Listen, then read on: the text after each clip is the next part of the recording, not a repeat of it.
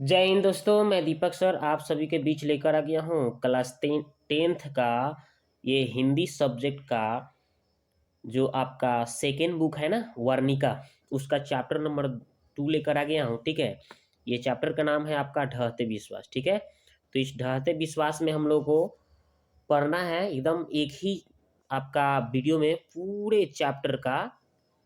यहाँ पे पूरे चैप्टर का क्या हो जाएगा, यहाँ पे पूरे चैप्टर का आपका महत्वपूर्ण बिंदु, ऑब्जेक्टिव और सब्जेक्टिव क्वेश्चन क्लियर हो जाएंगे। ठीक है, फिर आपको यहाँ से ये अगर आप शुरू से अंत तक देख लेते हैं तो आपका पूरा इसी में मिल जाएगा। ठीक है, और कुछ पढ़ने की कोई ज़रूरत नहीं। ठीक है, बस एक ही वीडियो को देख लीजिए, बस आपका काम क्लियर हो जाएगा। एक बार दो बार वीडियो को देख लेना है आपको। ठीक है, तो चलिए महत्वपूर्ण बिंदु सबसे पहले हम देखेंगे इसका कि इस कहानी के लेखक कौन है भाई। तो सातकोरी होता है। कौन है? सातकोरी होता है। ठीक है, तो ये आपको पता चल गया। ठीक है, दूसरा, सातकोरी होता का जन्म कब हुआ था भाई? तो 29 अक्टूबर 1929 को हुआ था। 29 अक्टूबर 1929 को। अब तीसरा बिंदु है कि सातकोरी होता का जन्म कहाँ पे? तो उड़ीसा के मयूरभंज गांव में हुआ था। ठीक है, तो ये आपका ये हो गया तीसरा बिंदु। अब देखते हैं चौथा बिंदु क्या है। इस कहानी के अनुवादक कौन है भाई? तो राजेंद्र प्रसाद मिश्र है। और पांचवा है, लक्ष्मी के गांव का पढ़ाकू लड़का का क्या नाम था? गुणनिधि। स्वेच्छासेवक दल का गठन किसने किया था भाई? गुणनिधि ने किया था, बनाया था। बाढ़ आने की खबर किनको बताना था? तो सरपंच को बताना था।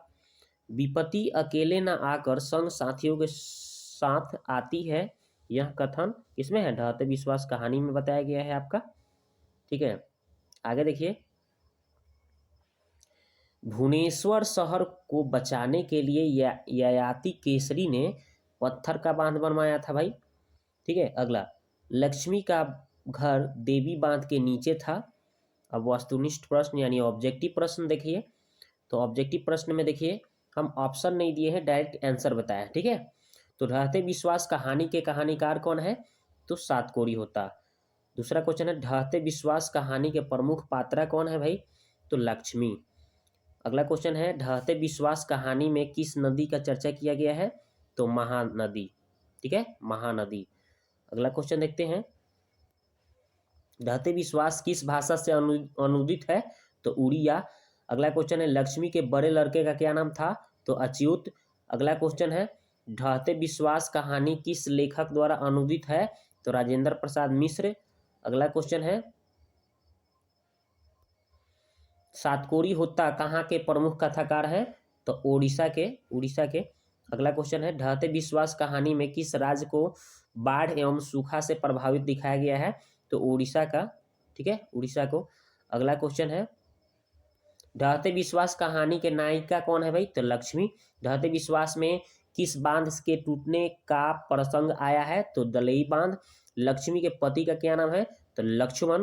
अगला क्वेश्चन है, लक्ष्मण कहाँ काम करता था? तो कोलकाता में। कहाँ पे भाई? कोलकाता में। अगला क्वेश्चन देखते हैं, लक्ष्मी की कितनी संतानें हैं? तो 4। गांव के लोगों का किस पर विश्वास था? तो माँ चंडेश्वरी पर। किस चिंता से लक्ष्मी को नींद नहीं आता है? तो भाई बाढ़ की। ठीक है, आती है, यहाँ पे कर लीजिएगा। ठीक है, आगे देखते हैं, ढहते विश्वास शीर्षक कहानी में स्कूल के 4 कमरों में कितने लोग भर गए थे? तो करीब 200। सातकोरी होता का जन्म कब हुआ था? तो 29 अक्टूबर 1929 ईस्वी। अगला क्वेश्चन है, लक्ष्मण के पत्नी का क्या नाम था? लक्ष्मी। पड़ोस के पढ़ाकू लड़का का क्या नाम था? गुणनिधि। हीराकुंड बांध किस नदी पर बना है? तो महानदी। ठीक है, अगला क्वेश्चन देखिए, किस शहर को बचाने के लिए महाराज ययाति केसरी ने पत्थर का बांध बनवाया था? तो भुवनेश्वर बांध को। लक्ष्मी के ससुर मर गए थे कब? बांध के समय में, बांध में काम करते समय। ठीक है, गुणनिधि ने किस दल का गठन किया था? तो स्वेच्छा सेवक दल का। लक्ष्मी। अगला क्वेश्चन है, लक्ष्मी को कितने लड़कियां थी? तो 2। किस नदी के नीचे लक्ष्मी का घर था? तो देवी बांध। ठीक है, अगला क्वेश्चन देखते हैं। अब यहाँ पे लघु उत्तरीय प्रश्न जो है VVI वो सब हम देखेंगे। ठीक है, लघु दीर्घ ये सब हम कंप्लीट कर देंगे इसी वीडियो में। ठीक है, अगला क्वेश्चन नंबर 1, कौन लक्ष्मी कौन थी, उसकी पारिवारिक स्थिति का चित्रण करें। तो देखिए बताया गया है कि लक्ष्मी ढहते विश्वास कहानी की एक प्रमुख, चाहे एक मुख्य पात्रा थी। ये एक बहुत साहसी महिला थी, ठीक है। इसके पति लक्ष्मण कोलकाता में काम करते थे। वे जितने पैसे भेजते थे उससे घर नहीं चल पाता था, है ना, जिससे वह गांव के एक तहसीलदार साहब के यहाँ छिटपुट काम करके क्या करती थी, घर परिवार चलाती थी, ठीक है। और अकेला चार बच्चों के साथ जीवन यापन करती थी, ठीक है। आगे क्वेश्चन नंबर 2 देखिए, बोला गया है कि कहानी के आधार पर प्रमाणित करें कि उड़ीसा के जल जीवन और बाढ़ सूखा से काफ़ी प्रभावित रहा है। इस कहानी में तूफान, सुखाड़, तेज बरसात और बाढ़ के बारे में चर्चा किया गया है। इसमें दर्शाया गया है कि जब लक्ष्मी के गांव में सुखाड़ और बाढ़ होता है तो वहाँ के लोगों को काफ़ी कठिनाइयाँ होती है और इससे जन जीवन काफ़ी प्रभावित होता है ना। इस कहानी में मुख्य रूप से बाढ़ के प्रकोप को दर्शाया गया है, ठीक है। अगला क्वेश्चन बताया गया है दोस्तों कि कहानी में आई बाढ़ के दृश्यों को चित्रण अपने शब्दों में प्रस्तुत करें। तो इस कहानी में आई बाढ़ का दृश्य काफ़ी भयानक थी। जब लक्ष्मी के गांव में बाढ़ आता है तो उस गांव के सभी फसलें और घरें डूब जाती है। लोगों को रहने के लिए कहीं आश्रय, है ना, कहीं आश्रय नहीं मिलता है, नहीं बचता है, कहीं आश्रय नहीं मिलता है ना, ठीक है ना, कोई आश्रय नहीं बचता है। गांव में एक स्कूल था उच्च स्थान पर जहां सभी लोग क्या करते थे, जाकर शरण लिए, है ना, परंतु स्कूल भी क्या हो गया, डूब गया। इतना पानी आ गया बाढ़ में कि स्कूल भी डूब गया था, जिसके कारण बहुत लोग डूबकर मर गए और कुछ लोग जान बचाकर ऊंचे टीले पर पहुंच गए थे। अगला क्वेश्चन है कि ढहते विश्वास कहानी के शीर्षक की सार्थकता पर विचार करें। तो इस कहानी के शीर्षक ढहते विश्वास बिल्कुल सटीक है, क्योंकि जिस प्रकार से यहाँ के लोगों को तूफान, सुखाड़, तेज बरसात, भयानक बाढ़ का सामना करना पड़ता है ना, लोगों का विश्वास भगवान के प्रति टूट जाता है। इसलिए इसका ढहते विश्वास शीर्षक क्या है, उचित है, ठीक है। अगला क्वेश्चन देखिए, लक्ष्मी के व्यक्तित्व पर विचार करें। तो लक्ष्मी के व्यक्तित्व पर विचार चलिए करते हैं। लक्ष्मी ढहते विश्वास कहानी की एक मुख्य पात्रा है।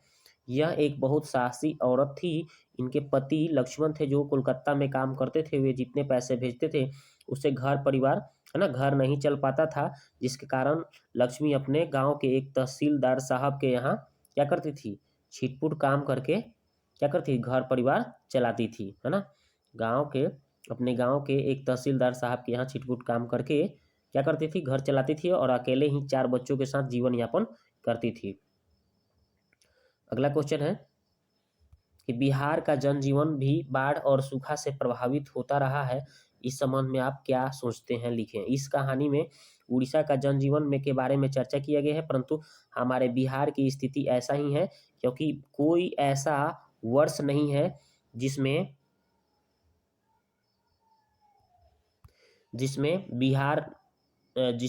बिहार में सूखा और बाढ़ न आए, ठीक है। सुखाड़ से ज़्यादा क्षति नहीं होती है, लेकिन बाढ़ से बिहार में आधे जिले क्या तबाह हो जाते हैं। 2-3 महीने इसे निपटने में लग जाते हैं, जिसका असर हमारे अर्थव्यवस्था पर भी पड़ जाता है।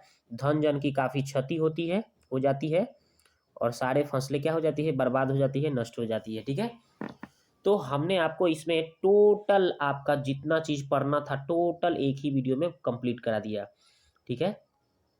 तो वीडियो अगर शुरू से अंत तक देखे हैं तो इसके लिए आपको बहुत बहुत धन्यवाद, है ना। अगर पहली बार चैनल पर आए हैं तो सब्सक्राइब कर लीजिए, बेल आइकन के घंटी को दबा दीजिए, ताकि इस तरह से आपका प्रत्येक चैप्टर वाइज वीडियो मिलता रहे और आपकी तैयारी एकदम बेहतर तरीके से हो, ताकि आप टॉपर रहें इस साल, ठीक है ना। 2023 का टॉपर आप ही स्टूडेंट रहें, ठीक है। तो वीडियो को देखने के लिए आपको बहुत बहुत धन्यवाद। मिलते हैं नेक्स्ट वीडियो में।